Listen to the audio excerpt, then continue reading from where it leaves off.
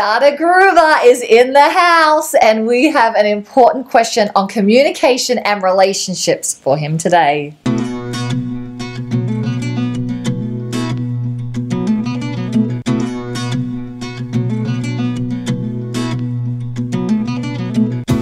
Hi there, Rachael-Jayne Groover here, and you're watching Awaken TV. This is a place where you get your weekly practice on presence, purpose, and practical spirituality. And in our Art of Feminine Presence 3-day intensives, there's always a time where we bring in Datta to answer really great questions from our women on relationships, sex, interpersonal communication, and spirituality, to hear a conscious male's perspective. But beyond that, Datta Groover is an amazing counselor in relationships. So Datta, one of the questions from our women in our community today is, I keep having the same conversation with my partner over and over again, and that creates a big argument. He's not keeping an important agreement, and when I tell him he's not keeping his word, he doesn't respond well. Is there any way that I can change the way I'm communicating so I can be heard, or do I just have to let it go and make peace that he's never going to change? Great question.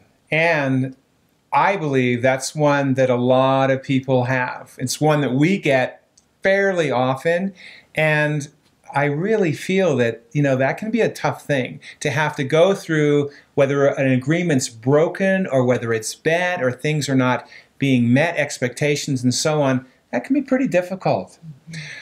I would say the most important thing is to look for a way to have it feel less critical. In other words, so if you're reminding, even if you had a very clear agreement, rather than come out and say, hey, you broke this agreement, to say it in a way that I really had this understanding that this was going to be a little different, and just to tell you how I feel about it, this worries me, or whatever, depending on the severity of or the seriousness of what you agreed upon. Just to say how you felt about it. Like, you didn't pick me up when you said, and I was worried, I was a little bit scared, or whatever that is, rather than, how come you didn't pick me up on time? Like, what's wrong with you? And I believe that just does not work as well for men. For women, too. The same principle is there. And this is just my perception as a man, that men tend to be a little more sensitive to being criticized by their partner. Maybe that's just because I'm extra sensitive. I don't know. But that would be the first thing to say. So put it from your point of view when you mention the agreement, or you mention what you would love to have done. Just say, I would love it if you would clear the table without me even having to say something, because I don't want to feel like I'm chasing after you or being in this way. If you just take the initiative and take care of it, then that's a good thing. Now, I know many examples are a lot more serious than that. And there's a lot of things that can happen in terms of agreements and just interaction between couples that are really, really serious. So I don't want to make light of it by these simple examples, but here's another one. Let's just say you ask me to take out the garbage. And there's ways to do it. One of the ways to do it is to say it like, hey, how come you haven't taken out the garbage? Now that's a criticism. Or, honey, would you mind taking out the garbage by 8 o'clock? And then specifying a time or some other parameter, or before so-and-so comes over, whatever that is. And that way you can follow up if it's not done by that time. And the way you follow up, again, is not like, hey, you missed it, it's 8 o'clock, what happened? Didn't you say you were going to do it? You can say something like, hey, it's 8 o'clock, the garbage is still waiting for you. Just as a reminder, but not to do it before that.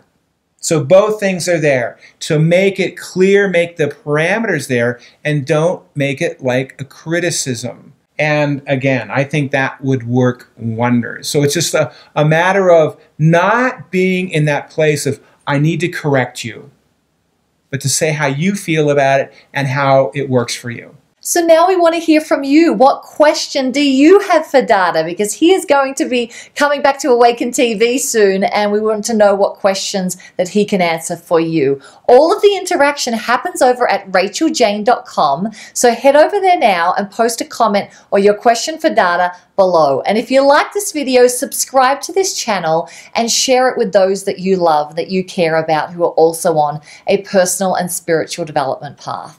And if you want even more awesome resources that will help you awaken your impact, inspire change, and create wealth, head over to Rachael-Jayne.com and sign up at the top of the page for email updates and other great resources there. And remember, however you're feeling right now, whether it's great, you're having a wonderful day, or you're not having a great day, everything is temporary. So be as present as you can and enjoy each moment as much as you possibly can. Thanks so much for watching, and we'll see you next week on Awaken TV.